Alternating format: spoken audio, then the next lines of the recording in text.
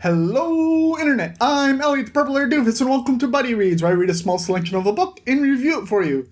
Today we are covering chapter number 2 of The Lies of Locke Lamora by Scott Lynch. I hope you've read up to that point yourself, because I do not want to ruin anything for you. Now, if you come here looking for detailed, in-depth descriptions of exactly what happened, you're probably going to be disappointed in this episode. A lot of you are probably going to hate this episode, because the main focus of this book didn't really interest me in this chapter. What really did was what was going on in the background, which was amazing, but it was so sad because it was in the background of what happens in this chapter. Let's just dive into it, shall we? So you have Locke Lamora as Lucas Fairweight going to this event with Don Silvara and his wife. And Lucas goes up to Don and they're talking, and one of the things that I forgot to mention in the last chapter was when the Don had saved him, the Don had asked him, why are you here? He's like, I don't really want to discuss that. I really can't discuss that. My employer says I shouldn't discuss that, so let's just not discuss that. But when Lucas shows up to this event, Lucas is a little bit more forthcoming as to why he's there. And he spins this tale. I don't know if this tale is actually true or not, but it feels like it's not. Feels like most of this is just completely off the top of his head. The parts that could be true. He tells a tale of warring factions in the land and him being on one side and trying to keep stuff from the other side. That could possibly be 100% true. That could be something that is brought up later in the book, and it's like, see, I told you it was true. And lies do come with a percentage of truth to them, so maybe that is absolutely true. Maybe there is a warring civil war going on in this land. But coming from a con man's mouth, I have trouble believing it. He says, I just have to keep this stuff from the other side. And the Don is like, what stuff? And he says, here, I will show you. And he pulls out this amazingly expensive wine. And apparently it's really fresh wine. And the Don and his wife are like, oh my God, that is super fresh. And I'm a little confused. I don't drink, so I don't know specifically, but I thought alcohol was supposed to get better with age. So why are they really super excited about stuff that's practically a day old?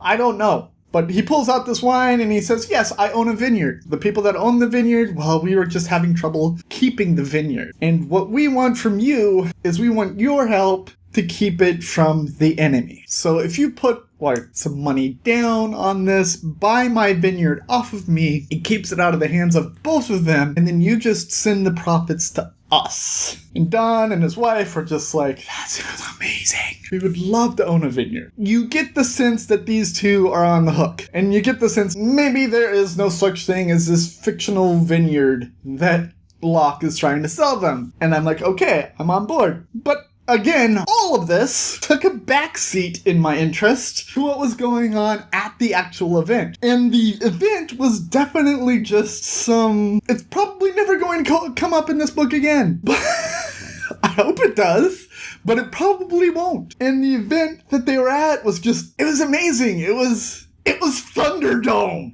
Well, except it was in a bright sunny day, so but it was on the sea, so it was like sea dome. But no, you can't really put a dome over the sea. It was more like a flat, table-like surface. So seaplane. No, that just sounds terrible. Basically, you had prisoners, and they were fighting mutant fish for their lives. If they were able to kill these mutant fish, maybe they got a reduced sentence, or maybe they got to go free. But if they didn't kill these mutant fish, the mutant fish ate them. That's awesome. But it's like a complete backseat to this boring political blah. And I just wanted more lawyers, and they had Amazons, from Wonder Woman, fighting these fish. And it was just yes! It's the main event was this Amazon that goes up and just was like, I give this life to my country. This is amazing! Why is it in the background of the story? This should be in the foreground of the story. And she battles this fish, but it's just It's all muckled up with the whole, oh, I have a vineyard. No! No! I want to hear about the fish. I want to hear about the battles. Oh. But then that section of the chapter is done, and we go back to the interlude. And we have little young Locke Lamora, and he's talking with Chains, and Chains says, so you know what you did wrong. You know how you did wrong. Do you know what happened to the other kids? The kids that you told about this expensive coin? And Locke Lamora says, no. Chains says, well, they got killed. Obviously, none of these kids could have any knowledge of this coin, so whoever else you told about this coin got killed. The only reason that you survived is because you're very, very good at stealing stuff. You could be sold off for money. Those other kids are not. So here is what you're going to do. You're going to collect 1,000 coins for every life that you cost in your little endeavor. And then you are going to toss them all into the river, as an offering for how badly you have done to these lives. And Locke says, that'll take forever. And Chain says, I know. And once that last penny is dropped in the river, you can finally remove the shark's tooth. And Locke says, Chain says, now here's the thing. If you refuse to do this, I will chip in that shark's tooth right now and you will be dead. And Locke says, okay. And they slice their hands and they do the bloody handshake of agreement. Chain says, okay, now you must come dine with us. So Chains takes Locke down into his living domicile. He has Galdo and Caldo teach Locke how to set the table. They sit down. Food is on the table, but not on their plates yet. Chains starts pouring drinks for seats that are not occupied. This is for the thieves that we've had in the past that are no longer with us. Galdo and Caldo toast to the thieves.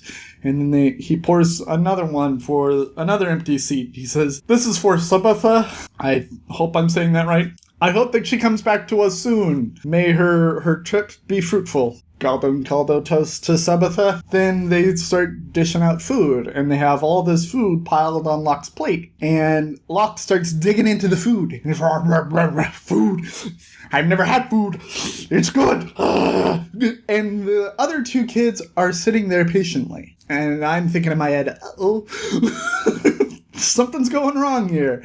And Chains turns to the other two kids and he starts asking them questions like, if you had a mark that was sitting right next to you and she had all of these conditions, what exactly would you do? And the kid says, I would do this. And he says, very good. And he goes to the other kid and he says, if you had this vineyard, how long would it take before you could sell it at this vineyard? And the kid says this. And he says, what is 17 times 19? And the kid says this. And he says, very good. You two may eat. And then he turns to Locke.